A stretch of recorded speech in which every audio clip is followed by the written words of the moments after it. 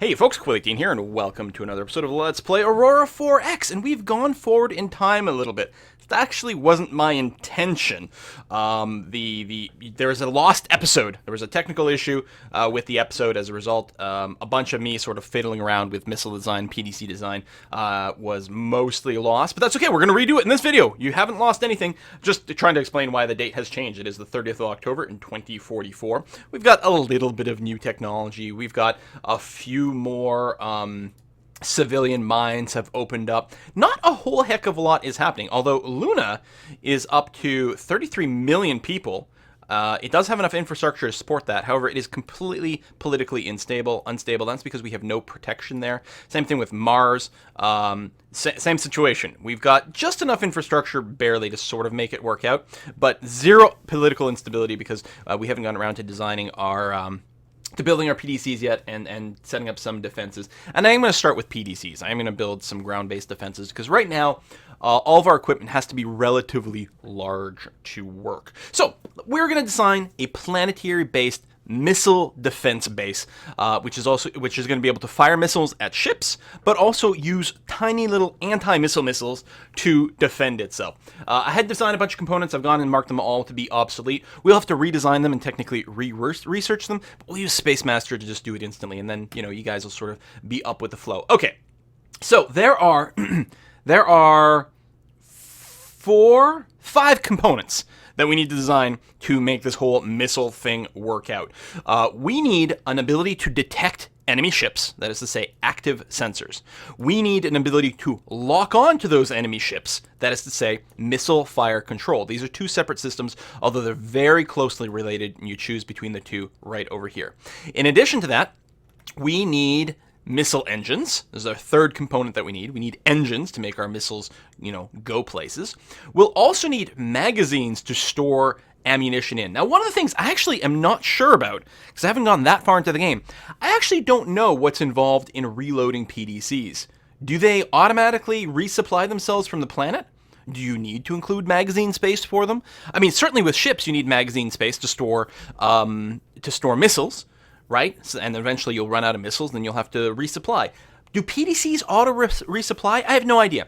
I'm going to play it safe. I'm going to give them some magazine storage for their missiles, and then we'll figure it out. The wiki has been semi-down today, and often doesn't include these little details like that, so I'm not 100% sure what's involved there. So we're going to find out together. And let's see. Sensor, magazine, engine, and I guess the 5th thing we need to design is the missile itself. So one of the issues you get when you design any weapon system, whether that's missiles or beams, there's a bit of a chicken and the egg what comes first problem, because your missiles will have a certain range based on their fuel and engine and weight and different things like that.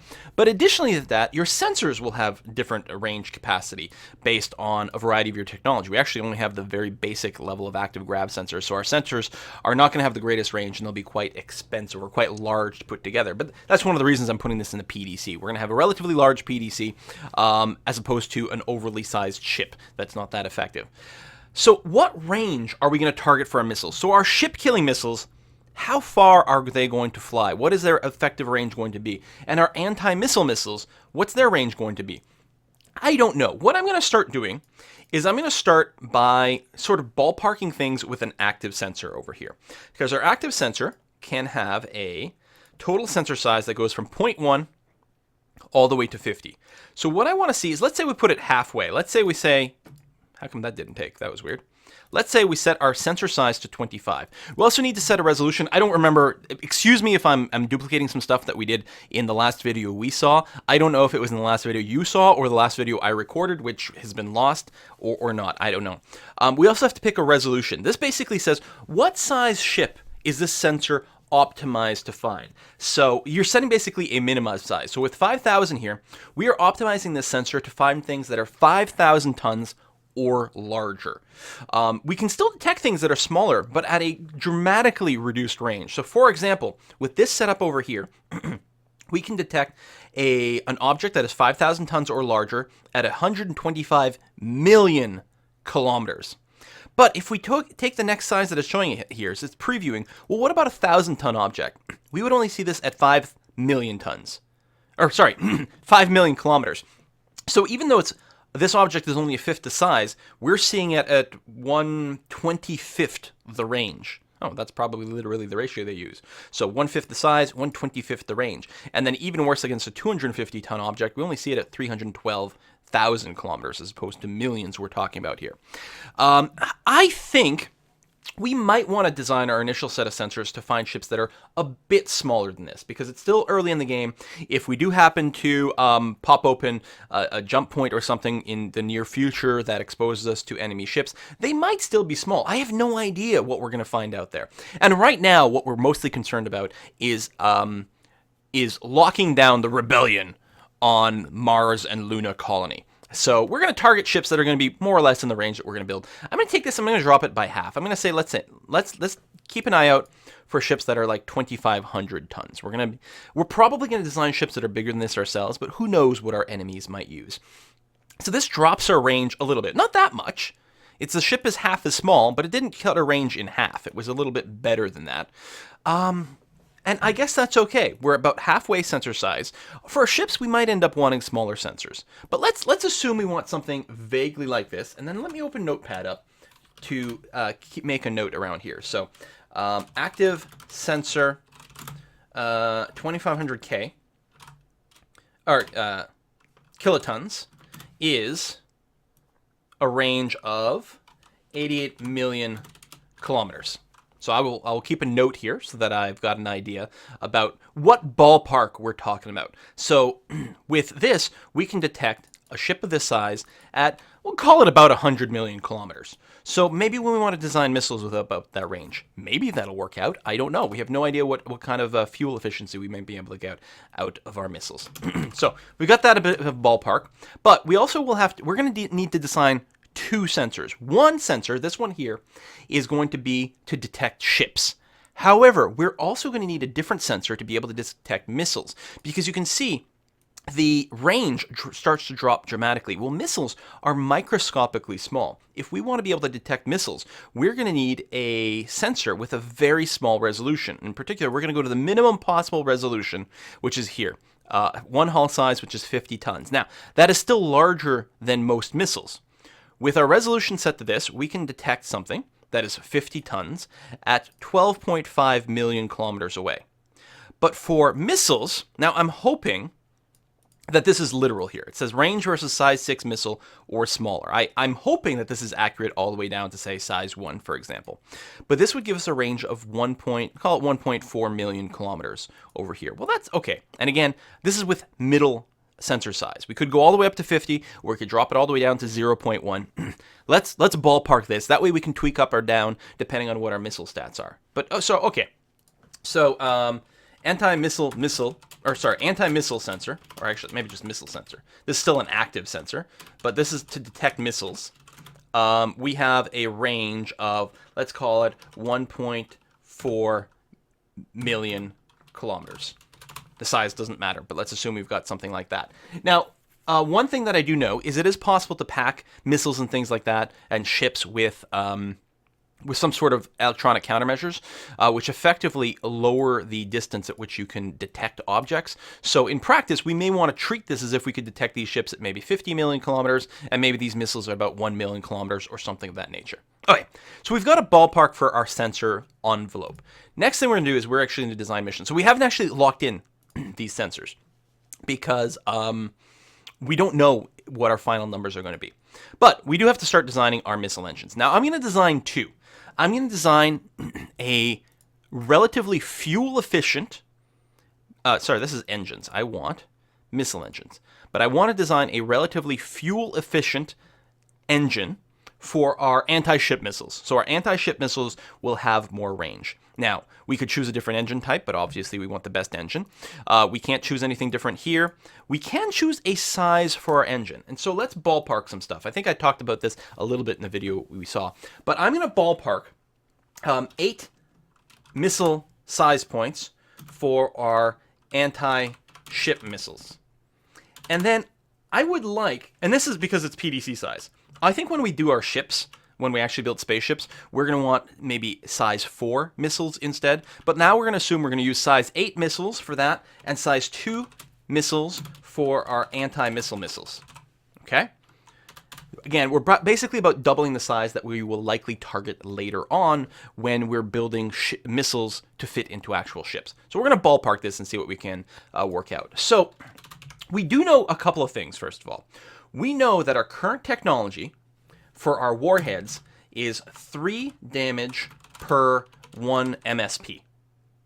So what we're going to have to decide is how, and we can actually go into the missile design screen and take a look at some of this, is we're going to have to decide what kind of damage we're going for our warheads. So for our ship killers, it is ideal, it is optimal to have a damage value that is a square number.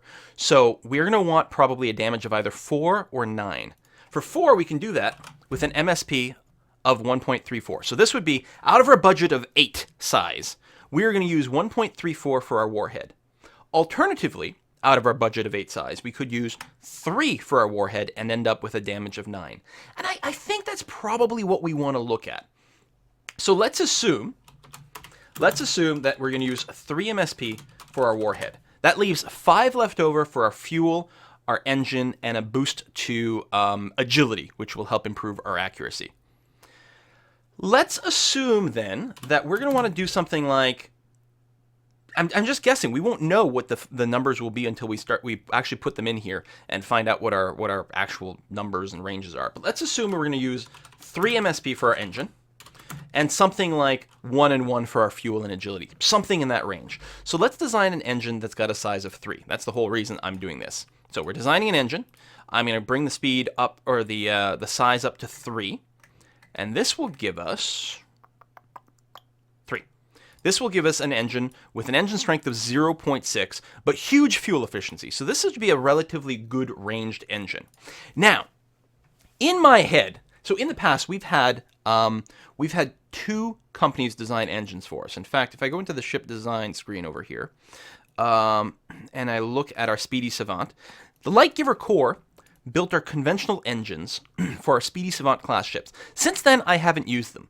In my mind, though, what has happened is these people moved into the civilian sector, and these are the people responsible for building the engines for all the private shipping vessels that are running around on their own. And so I'm going to bring them back. I'm going to give them a new government contract here. Where's my design screen? I'm going to give them a new design contract to build our fuel-efficient long-range nuclear, or fuel-efficient long-range missile engine. So that's going to be Lightgiver Corps. And I guess we're going to go with this engine name, and this is what it is. I don't really care that it's nuclear pulse or not. Most of what I care is the engine power and actually the fuel efficiency. So I should probably have a note about that, actually. That would make my life a lot easier. Let's put this in and then put in .253. So the second number is the fuel efficiency. First number is the actual engine power that we've got. So we're going to create this design. Now I'm going to create another design. And this one is going to be for our anti-missile missile. It's only got a size of 2, so obviously it can't fit this kind of engine in there regardless. It's going to have a much smaller engine. What is our space budget for this? Well, with missiles, most likely any missiles we're going to have to shoot down are only going to have 1 hit point, which means we only have to do 1 point of damage with our warhead. And we can do that, as a result of rounding, with a 0.34 MSP warhead. That is going to be sufficient to shoot down another missile. So, 0.34 MSP warhead. So what does that leave for our fuel and engine? Well, we don't need much fuel. I think that these missiles are going to be about being fast and light, and they don't necessarily need a huge range. It would be nice, I think, in the future to design an engine for this that's maybe 1 MSP, and then that would leave more room for agility and whatnot. I think to get a half-decent speed, we might need to go to 1. I don't know. You know what? Maybe we can do a 1 MSP as long as we throw all fuel efficiency out the door. So let's build a new engine.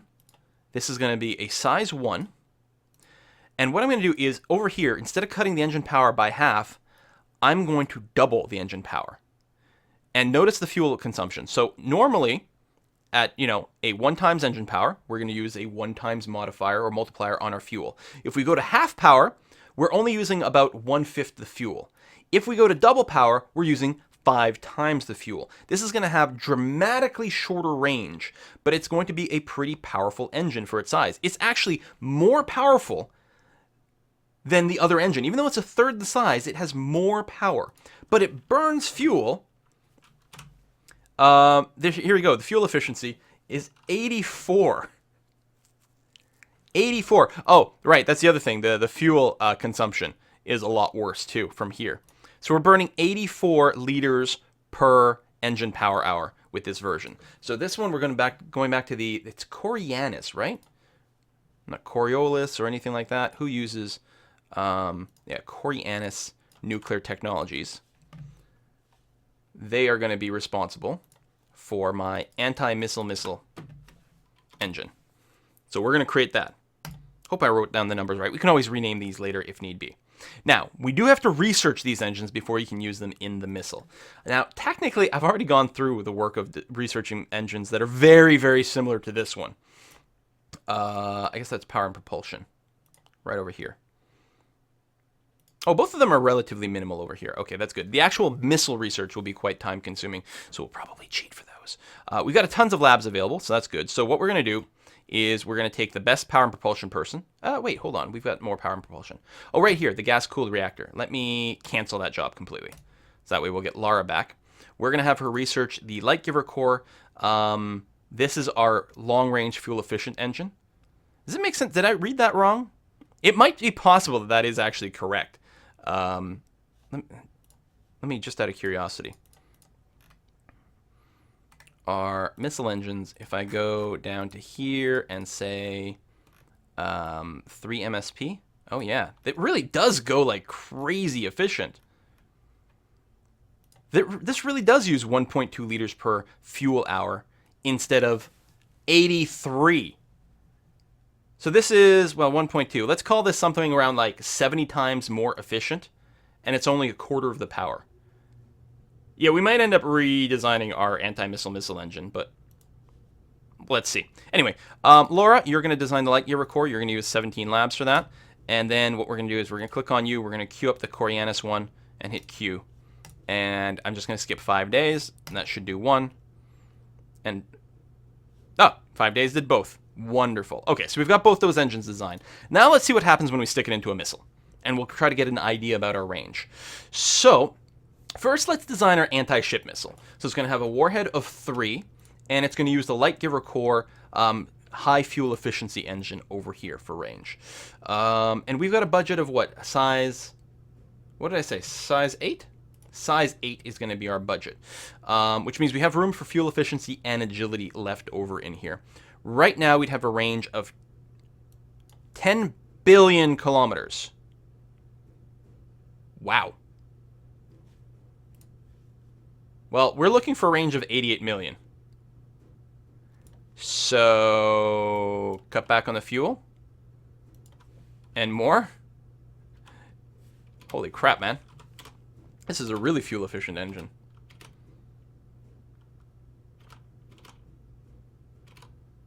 Yeah, even with only that much fuel. I guess we can put another 0 in there. There we go. There. Let's do this. So the range, at this point, we're talking about a range of 71 million kilometers, which is slightly less than the sensors, but that's okay, because there might be reasons why we can't detect things quite at maximum sensor range for a variety of reasons, and so I think that's going to be fine. Clearly, we could design a missile with tremendously more range. What we can do, and we know this was with a size 25, so obviously we could make the sensor bigger and have better range. So with that in mind, and since it's clearly quite easy for us to design a more rangy missile, let's go ahead and assume this. I mean, the fuel difference is basically non-existent here. So let's actually target a range of something like 240 million kilometers is what we're going to be designing our missile with. Then we can add in... Oh, this range is going to change when we actually add more weight. Hold on. Is there any chance we want to design a missile of size 6 here? Well, I can't, actually. Because I don't want to take the warhead strength down, unless I redesign the engine to be 2.9. So let's add in, like, 1 point of agility. Right now, it's got no agility. Oh, you know what? We're way too slow. We've got super fuel efficiency, but we're too slow. This speed is no good, which is why our accuracy is basically non-existent here. We've designed too weak of an engine. Now, out of curiosity, if we go to the much more powerful, much lighter, but not fuel efficient engine, we get more speed. Our range sucks though, but that's with no fuel. What if we added like 3 of these engines, 1 fuel capacity, 1 unit of agility? Oh shit, that's pretty good. I mean, almost certainly these missiles are using way, way, way too much fuel. We're going to burn a lot of fuel designing these missions, or these missiles, but holy crap, they are fast. I think, given the current era that we're in, we actually might have to accept this. Now, these are missiles that are going to go faster than any ship we're fighting, which often isn't required. I mean, if the ship is literally moving away from us, then it might be a problem to catch them if our missiles are too slow. But most of the time, they're going to be going parallel or even going towards us. So this is a very, very fast missile. Let's take a look at the chance to hit. Let's say we're targeting something that moves 5 kilometers a second. If I bring down the agility from 1 to 0.9, oh, we actually gain chance to hit. You see that? Because our missile is now slightly lighter. Oh, it looks like the sweet spot is around 0.9. Yeah.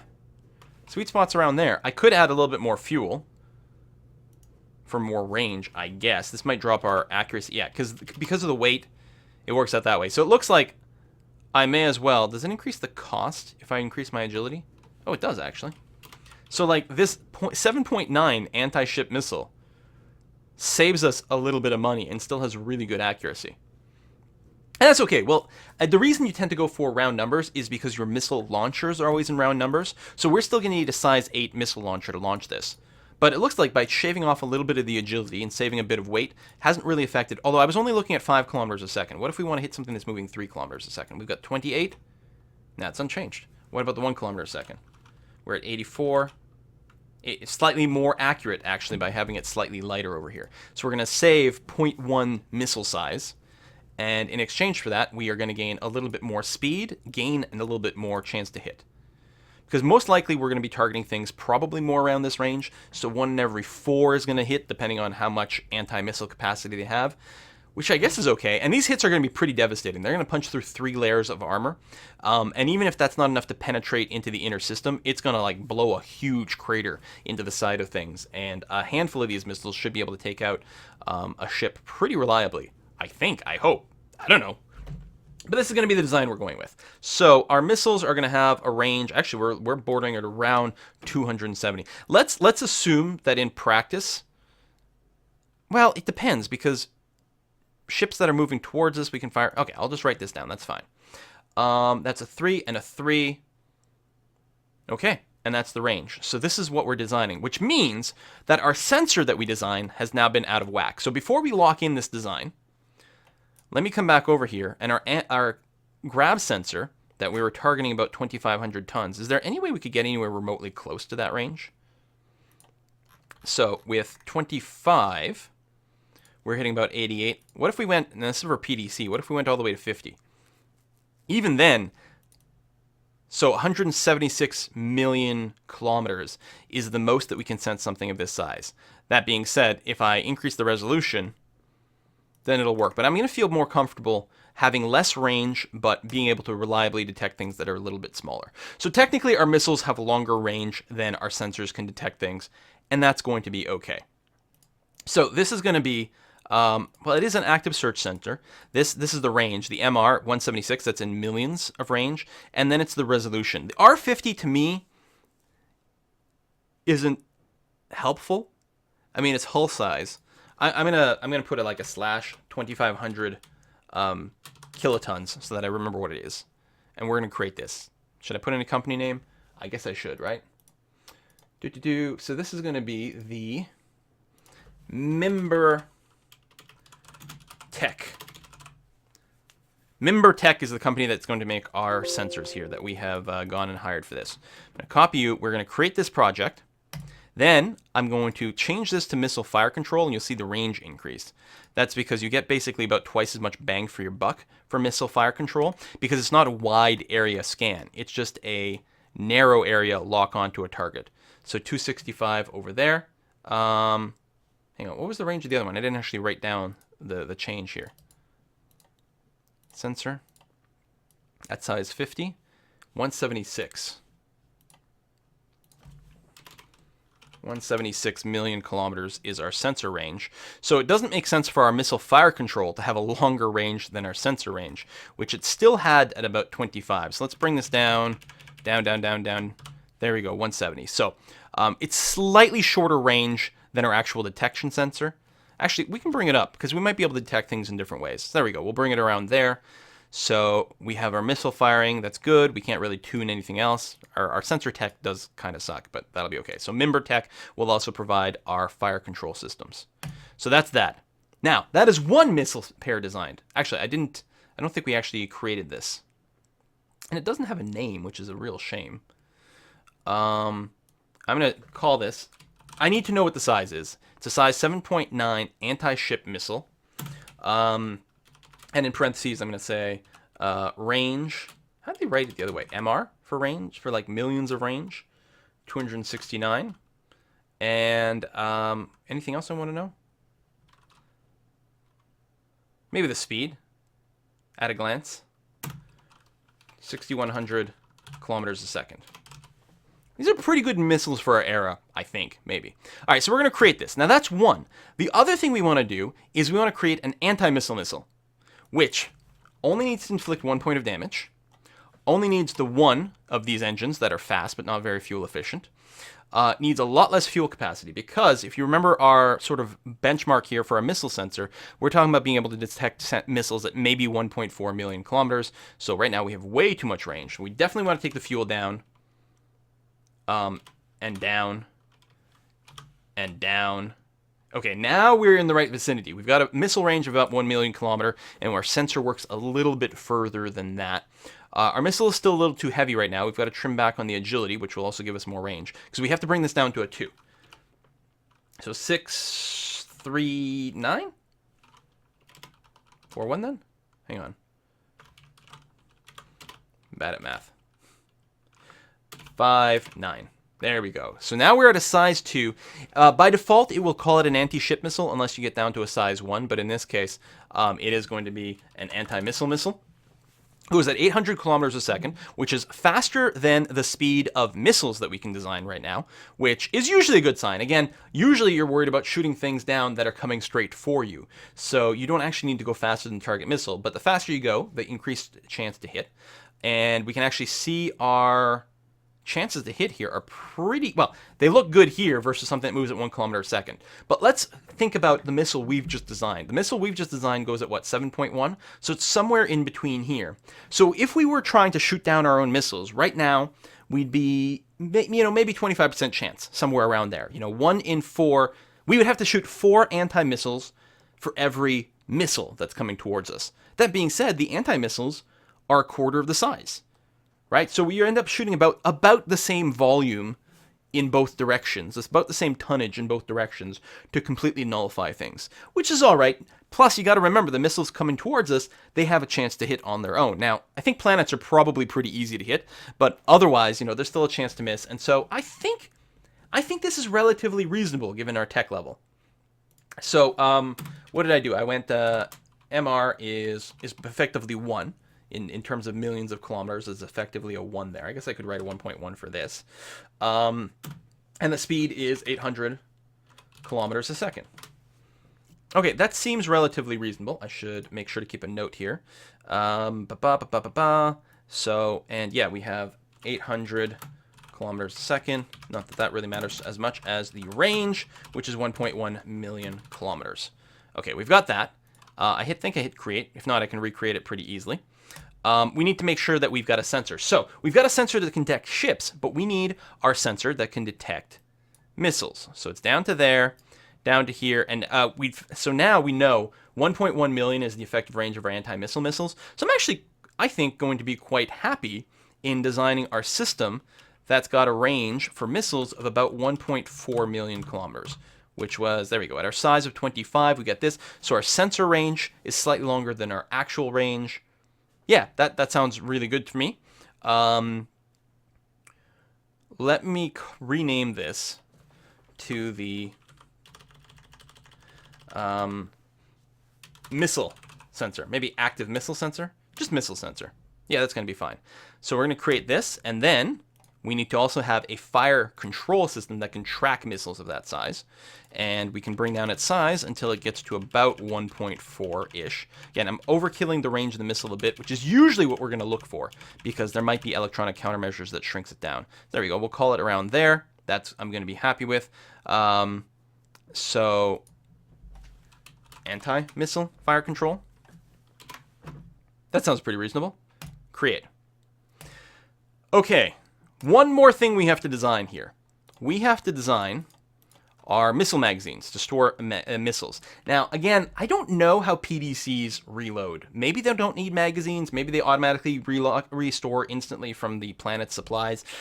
I don't know, and I'm not going to take the risk. So I'm going to go ahead and design a magazine system for that. We've got this. I had to research these two. You don't start with these, so you have to research before you can build anything.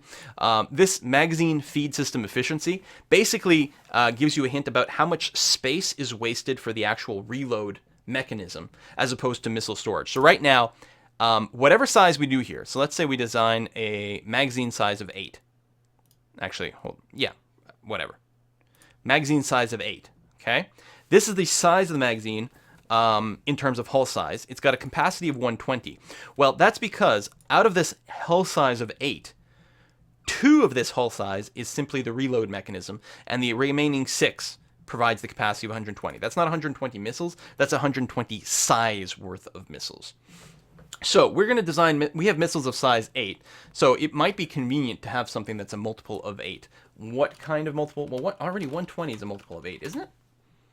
15. So this would be able to fit 15 anti-ship missiles or 60 anti-missile missiles. That seems like a lot. Probably. And for our PDCs, we can throw more than one of these magazines on there. Yeah, let's go with that. HGK, that's hits to kill. That's how many hits this can survive. Our PDCs should be relatively well armored. So we're going to leave this at 1. Especially right now, we're really hoping the PDCs don't really get into combat. Mostly we're just building them for their population suppression. So let's go ahead and design this. Let's get a new company name for this one. Let's grab, this is going to be the Yamzo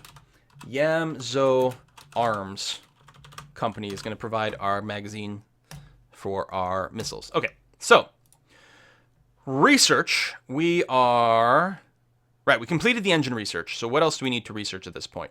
We need, under sensors and fire control, we need all of our member tech sensors. So who's our best sensor person?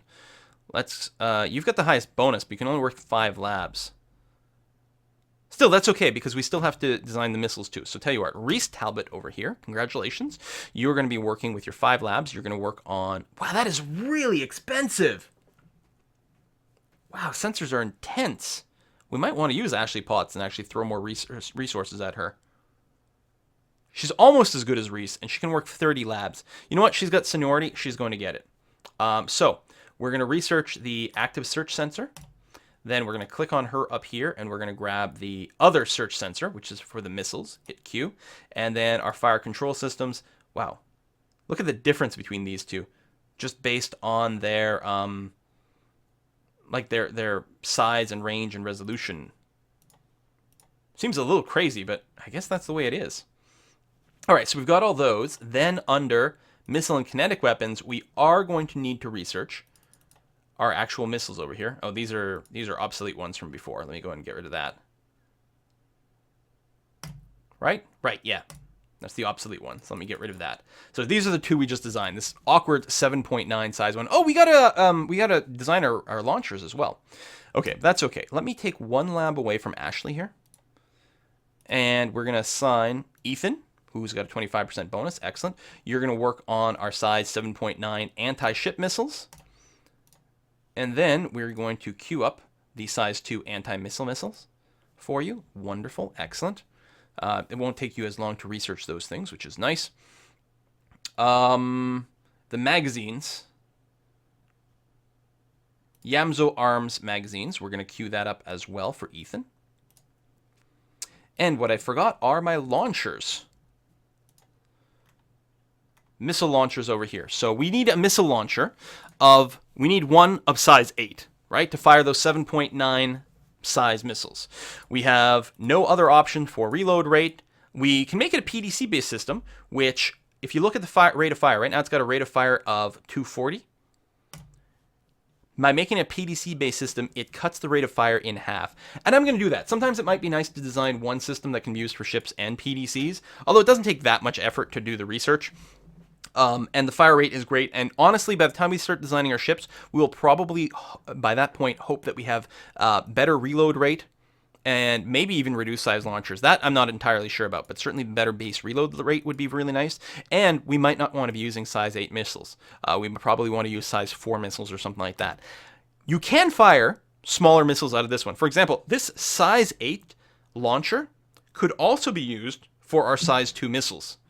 I don't think we're going to want to go that way. Especially the smaller launcher will be a little easier to design, and I think we'll be better off. So let's have the Yamzo Arms Company also design our missile launcher for us. And we're going to make another variant for size 2, which will actually have a much better rate of fire. So while the bigger one can launch the smaller missiles, it's A, not as cost effective, and B, the rate of fire is nowhere near the same. So now we'll be able to fire these size 2 missiles where we have a 25% chance to hit. Well, as it turns out, we can fire them 4 times as quickly. So assuming we use a smaller launcher. So we're going to queue that up as well. And I think under research, if we go to the missile tech, that's where they'll be. Yes, Yamzo Arms down here. So again, Ethan Wilkins, we're going to queue up this and that. And most likely what I'll do is I'll let Ashley Potts work with all 13 labs until she's done all the sensors. Then I'll send all the sensors over to Ethan Wilkins to wrap up any missile tech he needs to do. Although the missile tech is a lot cheaper to design than the sensor technology it is. And actually, I say that, again, I have already technically done most of this research for a previous design in the last episode. So we're going to cheat, is what we're going to do to compensate for that fact. I'm going to go back to the main menu over here. You remember this thing? Like if you close this window, you get just this little title bar. You see this thing called Space Master? We're going to turn Space Master mode on. I've got no password on this game, so I'm just going to hit OK. So now that I'm in, see that SM mode over here? It means we have certain like God level ability to manipulate the game. So I'm going to go back to my research over here. And if you haven't done it, you have to close the window and reopen it to make sure it refreshes. And you'll see we have more buttons down here. These buttons let us instantly gain a tech. If I select a tech and then hit instant, I will get that tech instantly. So I can do that for all our active sensors. And in fact, this button here is to instantly give this race all designed, but on research race-specific techs. Those are all my missiles and my sensors. Now, I'm not sure if it's going to work if it's in this queue. Let's find out. So instant this. Yes. Okay, it didn't work because, I mean, unless I have to refresh, I think it's already in the research queue. So let me go ahead and remove everything from here. Try this again. Now let's check to see if our missile launchers and things are gone. Yes, all our missile launchers are done being researched. So I'm also going to cancel the TimberTech active sensor and the 7.9 anti-ship missiles. We're going to instant them as well. So now we have researched all that technology, which is good because, again, I'd already kind of done that work. And let me go and here's the new grab center strength, so we could actually scan things from further away. But we're going to hold off on that. That'll be for our next iteration. I'm just going to go ahead and put 15 labs on Kyle Nixon for the construction rate and get started on the terraforming rate. We're gonna mess around with some of that on Mars relatively soon. So the next thing to do will be to design the PDC, which I think we can do very quickly. This episode's gone on pretty long. We're going to make a new one. I don't remember if I already had a name. I don't think so. This is going to be the Kirk Dict. Well, this is just going to be the class. We know it's going to be a PDC. So it's PDC, which is going to strip off some components automatically for us. So just leaving us with a base minimum stuff over here. What's interesting about the PDC is it apparently always gets like 4 layers of armor for free. This is a 5-2. This 5 is how many layers of armor we have. We only have an armor rating of 1. But apparently we get some for free. I'm going to go ahead and stack an extra 5 layers on top of that. So we have some pretty thick armor going over here. The hull designation we will change to Planetary Defense Center. Again, that's just a naming thing. And what we're going to do is we're going to make sure we have our anti-ship sensors, or ship detection sensors, I should say, our missile detection sensors, sensors. Then we're going to need our fire control so that we know how to fire our anti-ship missiles and our anti-missile missiles. So we've got 2 fire control, 2 sensors, and then we've got our actual missile launchers over here. We're going to go with, I don't know, 4 of each? Something like that. And somewhere in here we should also have our magazines. Oh, right over here. Our ordnance storage. Let's throw on 2 of those. So we can simultaneously fire 4 anti-ship missiles, each one of which will do 9 damage. It's not bad. And then 4 anti-missile missiles. We want to probably preload it with ammunition when it gets built, which we can do on this screen over here. So we're going to request something like 10 of the big ones, 20 of the little ones, another 10 of the big ones, another 20 of the little ones. Oh, capacity available. How nice. Okay, let's go with let's go up to 25 of the big ones and 50 of the small ones. Oh, only one more.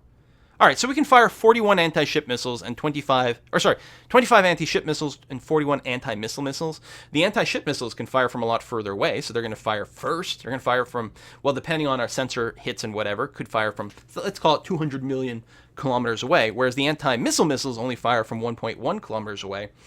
They do fire faster. They fire 4 times as fast. Actually, here's the interesting math. Let's say they're firing from 1 million kilometers away. Technically, our sensors work a little further than that, and these have a range of 1.1. Let's call it 1 million. If we say 1 million, and let's assume that the enemy missiles are coming towards us at 6,000 kilometers a second. So 1 million divided by 6,000 gives us 166 seconds, or actually 166 seconds is a pretty useful stat. So by the time we can reliably detect and fire on enemy missiles, assuming that they're moving at 6 kilometers a second, we will have 166 seconds before they hit. Well, we fire missiles every 30 seconds, our anti-missile missiles, I should say, fire every 30 seconds, which means we should be able to get 5.5 volleys off. So let's call it 5 volleys. So we can fire 5 times before we actually get hit. Each one of those volleys will fire 4 missiles because we have 4 launchers. So that's 20 missiles. Well, we have enough to do that twice. Is that enough? Hopefully? I don't know. Let's call it good enough. All right, design view. So we've got that. This actually gives us a planetary protection value of 40 for this PDC, which is more than enough. If we had one on Mars, that would be enough to placate Mars for a really long time. I'm also hoping if I just build it on Earth, it also covers, like, it satisfies Mars and Moon because it's in the same solar system, but I have no idea. I do want to do one more thing. I want to put in a barracks over here. This barracks will allow us to put crew people in there. So this PDC barracks can fit 5 battalions. I think we have something like 12 battalions on Earth right now. So we'll be able to put almost half our soldiers safely inside this PDC so they can't be destroyed by orbital bombardment. I think this is what we're looking for. I have no idea. You know, I don't know if this is like actually relevant for defense or anything like this. Mostly we're using this for the fact that it is going to placate our population. Adding in these battalions don't help. And in fact, if you look at the size difference, so right now we're talking about 10,000 tons. Adding in the barracks increases it to almost 24,000 tons. But I think it's going to be a fine and good idea. I don't know if deployment time matters. They're going to be on the surface of a planet. I could probably put in a deployment time of 1. I don't know if that, like, what difference that would make. For the sake of argument, I'll leave it at 3. I don't think it actually matters. And we can prefabricate it in 10 sections. And I think each one of those sections fits into a standard cargo bay. So we could build this on Earth and then take 10 trips. Or actually, our cargo task group has 2 freighters in it. So take 5 trips to ship it to Mars. And then I think you need an engineering brigade to actually assemble it. I'm not sure. But there we go. That's going to be the Kirk Dick PDC over here. So in the next episode, or maybe between episodes, I will try to build one of these. I think I'm going to build an actual one of these on Earth because I do want Earth to be protected. And then we're going to find out if that helps to placate Mars and the Moon. I mean, with a range of 180 million kilometers, I'm pretty sure we could just shoot Mars. Let's see. Earth is here. Mars is over here. So right now, whoops, the distance between the two is about 150 million kilometers. So they're only going to be able to fire. We're only going to be able to fire on Mars when it's close. but we can shoot Mars from Earth if we build one of those bases. So they better behave themselves. Thanks for watching, folks. Bye-bye.